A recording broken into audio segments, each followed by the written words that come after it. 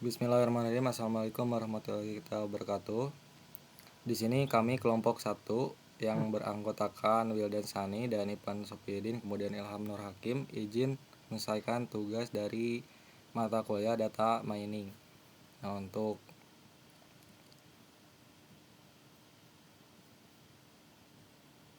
tema yang akan kami sampaikan yaitu mengenai deteksi stunting pada balita menggunakan algoritma random forest. Nah, next untuk latar belakang akan dijelaskan oleh Ilham Nur Hakim. Nah, untuk latar belakang di sini mengapa stunting menjadi masalah mendesak. Kita mengambil dari prevalensi stunting di Indonesia di 2022. Nah, data ini disurvei oleh Status Gizi Indonesia, menunjukkan bahwa 24,4% balita Indonesia mengalami stunting. Artinya, 1 dari 4 balita terdampak kondisi ini. Nah, dampak serius dari stunting sendiri, gangguan pertumbuhan fisik, tinggi badan tidak sesuai standar usia, perkembangan otak menjadi terhambat. Nah, memengaruhi kognitif dan kemampuan belajar. Produktivitas rendah di masa dewasa, dampak ekonomi jangka panjang. Solusi di sini, deteksi dini memungkinkan intervensi cepat sebelum dampak permanen terjadi. Next. Nah, apa yang ingin kita capai di sini di penelitian ini dirancang untuk menjawab 3 tujuan utama yang saling berkaitan dalam upaya penanganan stunting berbasis teknologi. 1. Mengembangkan aplikasi deteksi. Membangun sistem aplikasi deteksi stunting pada balita menggunakan algoritma random forest yang akurat dan dapat digunakan oleh tenaga kesehatan maupun orang tua. Nomor 2, implementasi data mining. Di sini mengimplementasikan teknik klasifikasi data mining untuk menentukan status gizi balita secara otomatis berdasarkan data antropometri. Nomor 3, rekomendasi penanganan, menyediakan rekomendasi penanganan dinamis berdasarkan hasil prediksi model sehingga intervensi dapat dilakukan secara tepat sasaran. Oke. Dataset yang digunakan dalam penelitian informasi dataset sumber data berasal dari Kaggle Dataset Stunting Toddler Detection yang mencakup data antropometri balita Indonesia. Untuk struktur datasetnya ada kolom tabel, ada kolom, tipe data, contoh, dan basis datanya 121.000, 4 kolom untuk atribut datanya, ukuran filenya 3 MB. Kelas targetnya normal, stunting, severely stunting, dan TAL. Next. Algoritma random forest. Random forest adalah algoritma ensemble learning yang menggabungkan banyak decision tree untuk menghasilkan prediksi yang lebih akurat dan stabil. Diagram ini menggambarkan alur kerja random forest. Data input diproses oleh beberapa pohon keputusan secara paralel. Kemudian hasil voting dari setiap pohon digabungkan melalui mekanisme majority voting untuk menghasilkan klasifikasi status gizi akhir. Keunggulan random forest yaitu tahap tak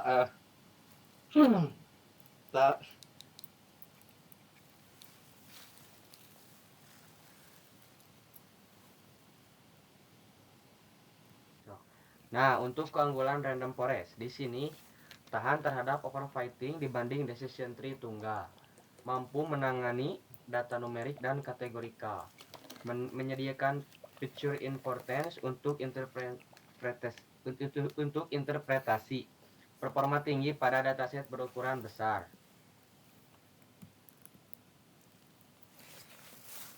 Nah, untuk pre-processing ada persiapan dataset sebelum training. Nah, di sini ada data mentah yang harus melalui serangkaian tahap processing agar siap digunakan untuk melatih model machine learning secara optimal. Nah, untuk label encoding ini yaitu mengubah data kategorikal menjadi numerik seperti jenis kelamin yaitu laki-laki 1 atau perempuan 0 dan status gizi normal 0, stunting 1 dan sangat stunting di 2 dan tinggi di 3.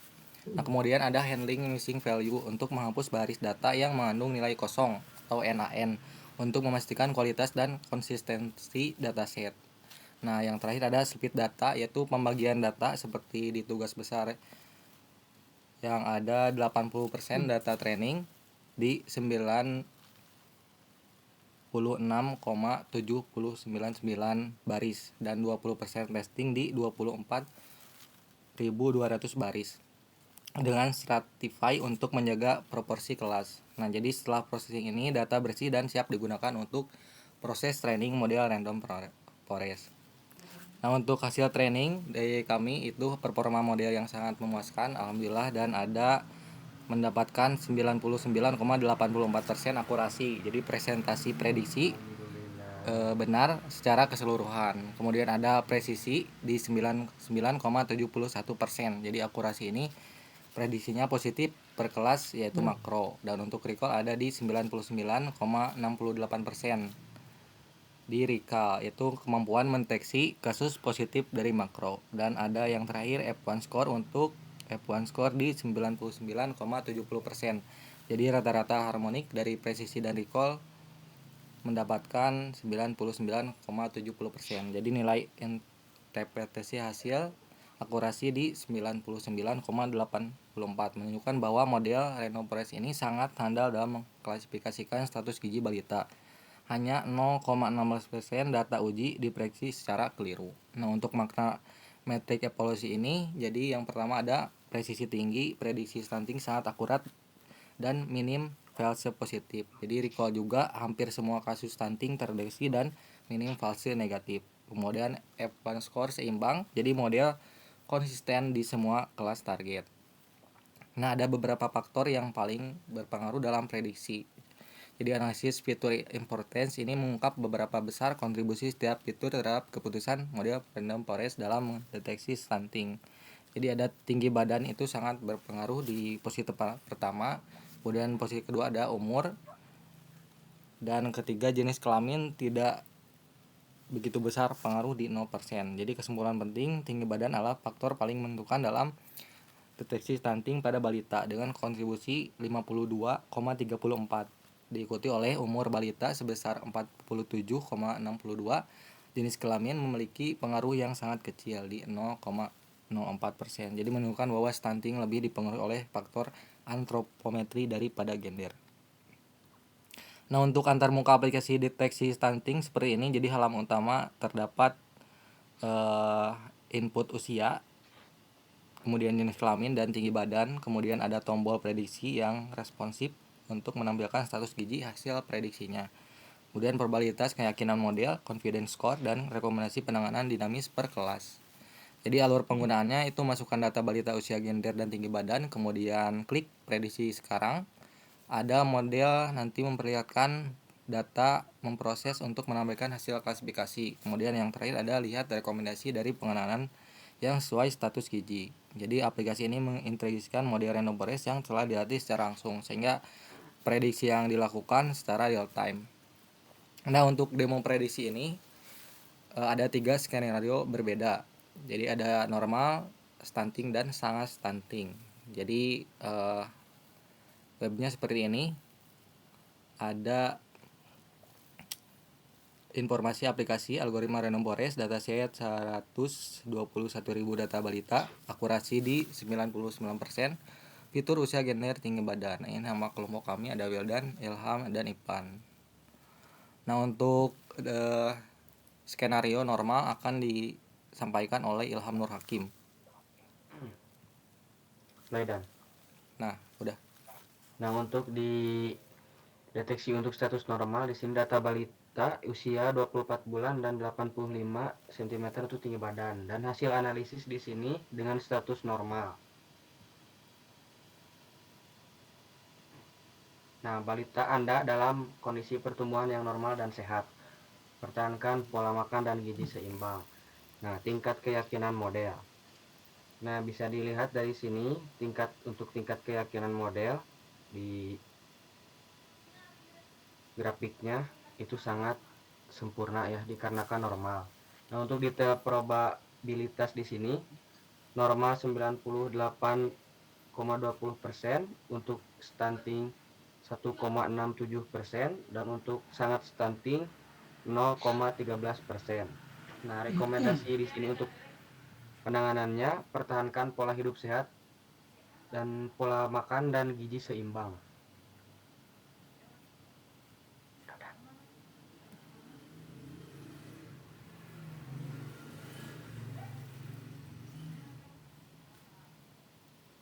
dan gizi seimbang. Kemudian ada pantau apa itu, Wak?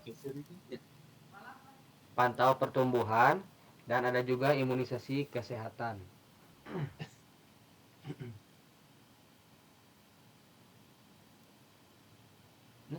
Dan Next, untuk deteksi stunting gizi balita. Next, untuk skenario stunting akan dijelaskan oleh Ipan Sopiudin. Nah, untuk deteksi status gizi balita, ada data balita, usia atau bulan, pengukuran tinggi badan, sentimeter, jenis kelamin, standar WHO rata-rata tinggi anak usia 34 bulan dapat dilihat di kurva pertumbuhan. Klik prediksi sekarang. Next.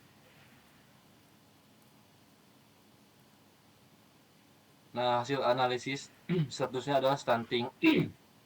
Berita terindikasi stunting, segera konsultasikan ke puskesmas atau posyandu terdekat untuk penanganan lebih lanjut.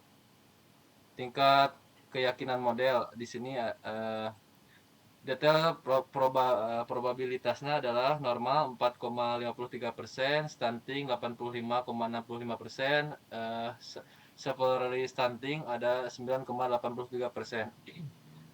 Intervensi untuk stuntingnya adalah perbaikan asupan gizi, prioritasi 1. Tingkatkan protein hewani minimal 1 butir telur per hari, makanan padat gizi, tambahkan ikan teri, hati ayam, kacang-kacangan.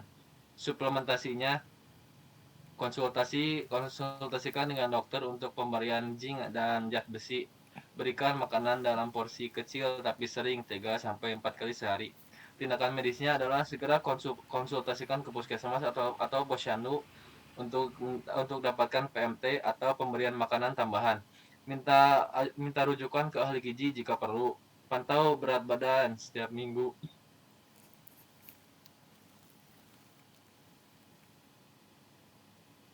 Selama 3 bulan pertama. Untuk peran orang tuanya adalah makan 3-4 kali sehari dengan porsi kecil tapi sering. Ciptakan suasana makan yang menyenangkan, tidak dipaksa. Edukasi tentang stunting ke orang tua atau wali lainnya. Khusus balita 2-5 tahun, ajarkan makan sendiri dengan gizi seimbang, batasi cemilan manis dan minuman bersoda. Next.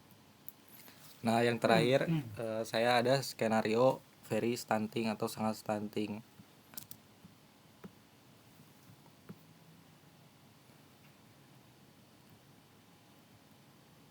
Nah, di sini saya di usia per bulan mengisi 15 bulan, kemudian di tinggi badan cm mengisi 30 cm. Nah, untuk jenis kelamin itu di perempuan. Nah, untuk prediksinya yaitu sangat stunting, tingkat stunting di 97,31, itu sangat stunting, dan untuk stunting di 1,98 dan untuk normal di 0,71%. Nah, untuk keyakinan model ada diagram juga seperti ini.